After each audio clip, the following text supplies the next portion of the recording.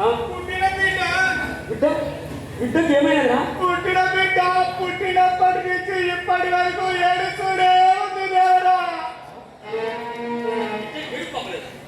పుట్టినప్పటి నుండి ఇప్పటి వరకు బిడ్డ ఏం పాపలేదా? అవును కదా, బిడ్డ ఏడు పాపలేదు. మరి రాజమండ్రి ఏం చేస్తున్నారా? అందరూ చూసి చూసి ఊరుకుంటూ పోయినారు కదా. బిడ్డ పాలు తాగలేదు, ఏడు పాపదు. మా అందరూ పదిలో కింద పడిపోయినారు దేవుడా. ఏమై ఉండవచ్చు? కదా బిడ్డ తీసుకుందాం ఒకసారి. నేను కూడా పనికిస్తాను, బిడ్డను తెప్పించండి.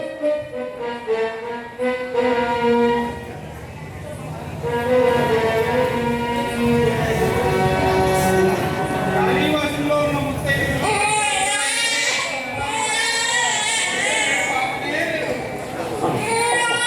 బంగారు తల్లి రతనాల కొండ ఏమైనదమ్మా?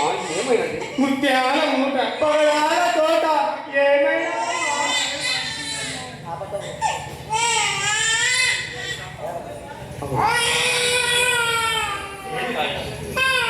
ఏమై ఉండవచ్చు?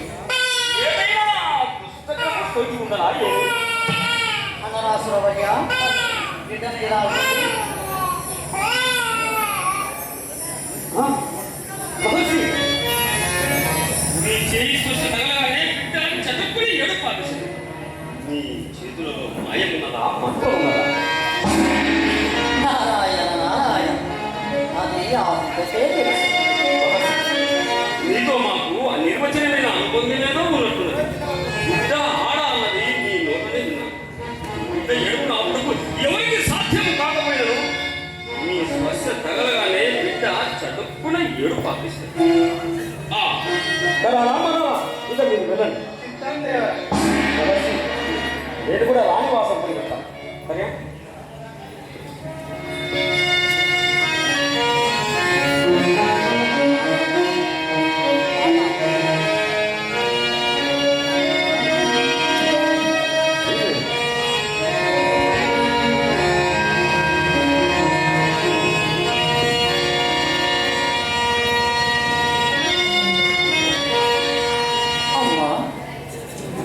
అప్పుడే ఎక్కిన నీ కన్నులు కప్పురపు కాంతులు విరజిమ్ముతున్నది. పచ్చి పసిదనం పోసిన నీ కోచినవులలో అర్థవంతమైన ఆనందం ఏదో రాసిపోసినట్టున్నది. జోలపాడనా తల్లి?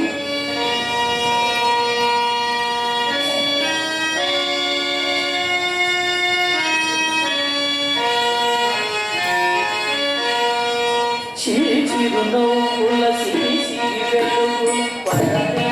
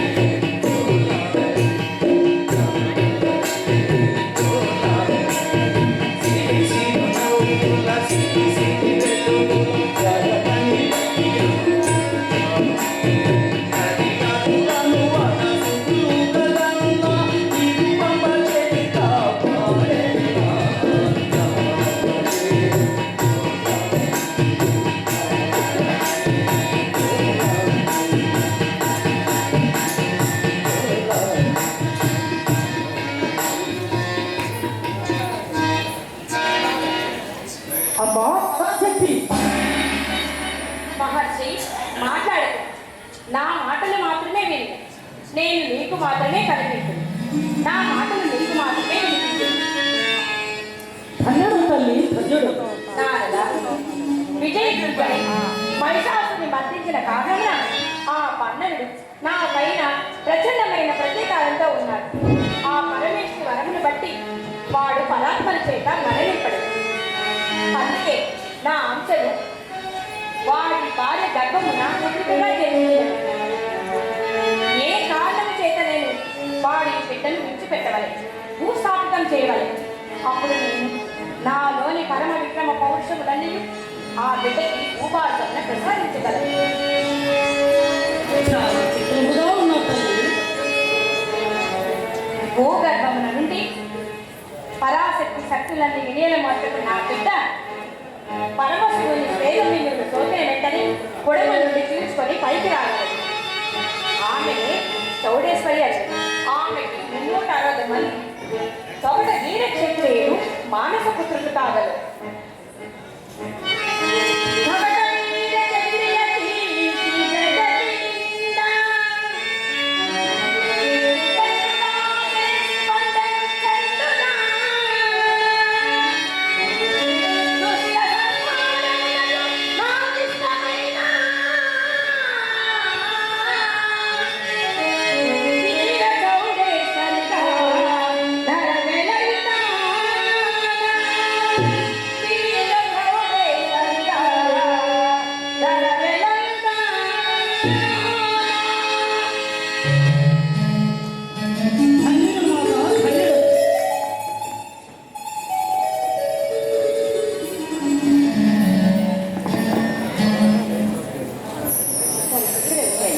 మహర్షి మాట్లాడుతున్నారు. మీతోనే మాట్లాడుకుంటాను. మహర్షి సందేహం లేదు. ఏంటంటే మీరే మా ఆస్థాన పండితులు. రాణివారు ఇంతలో స్పృహగా ఈ లోపల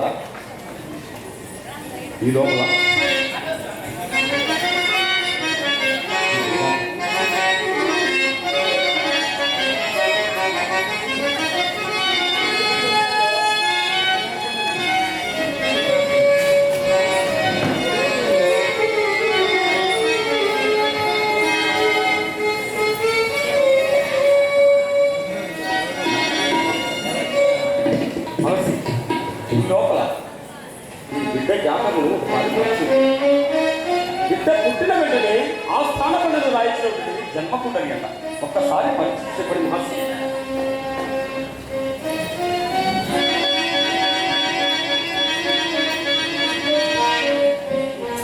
అతనిది ఈ పసిపాప జాతకము ఇంత దారుణముగా ఉన్నదేమి? నా బిడ్డ జాతకులు ఏమైనా మహర్షి?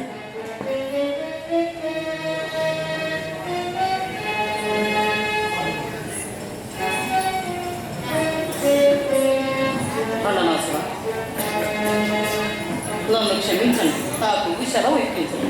మహర్షి, ఏమిటంత భయపడుతున్నాను? అది ఎట్టి భయంకరమైన నిజమైన పర్వాలేదు. నిన్ను మేము ఏమి అయినా నిర్భయముగా తెలపండి. సరే, ఇష్టతజల్ల మింగినది దుర్భరము సహజాతకమున. కష్టము నష్టము కలిసి నత్తనబాడుతుండే. బిడ్డలో అష్టధరిత్ర కూటమి మహాబలమై వసించియుండే. ఇప్పిలి కృష్ణను వీడకున్నా తుంగులు నీయసబెల్ల బంధనా.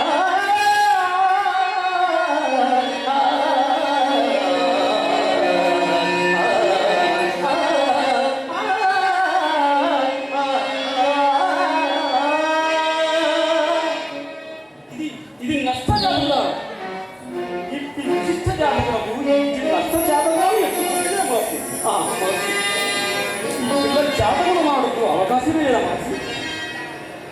అది విధాతకు సైతము సాధ్యం కన్నాను. ఈ ఆర్భాటములకు భయపడి ఎక్కడో దాగి ఉందనుకున్న ఆదిశక్తి ఈ పసిబిడ్డనందే ఉన్నదేమో. ఇక చెప్పు.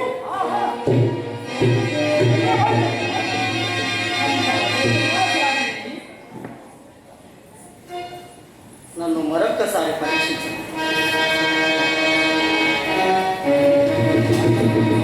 సందేహం లేదు, ఈ బిడ్డ నిన్న ఈ ప్రక్కనున్న మృతి దేవత పరాశక్తి ప్రభావం పరిపూర్ణముగా లీనమై ఉన్న భయంకర విరోధి. ఇక చెప్పకు. నేను ఇప్పుడే సంహరించను. నాకు భయపడి ఈ పనులను భయపడి నా బిడ్డలను దాగి ఉన్నావా నువ్వు? నాకు నీ గురించి భయపడి పునాది కుదూచి. నాకు మృత్యువై నా ఇంట నవ్వినా. ఎవరికెవరు వృక్షం ఎరుగరా?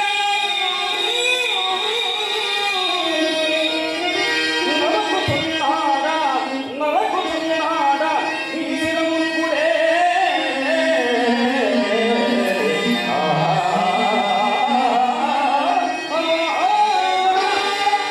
ఆవేశపడి కత్తిరేస్తున్నా. ఈ బిడ్డను నీవు సంహరించినను ఆ హత్య బ్రహ్మహత్యకు సమానమై నిన్ను క్షణక్షణగండమై శిక్షించగలదు. మరి పరిష్కారం ఏమిటి నారద? తగిన పరిష్కారం ఉన్నది దానవ శిరోమణి ఒక రాతి పెట్టెను తెప్పించి ఈ బిడ్డను అందించి ఈ నగరమునకు ఉత్తర దిశగా పొడిపించిన సరి.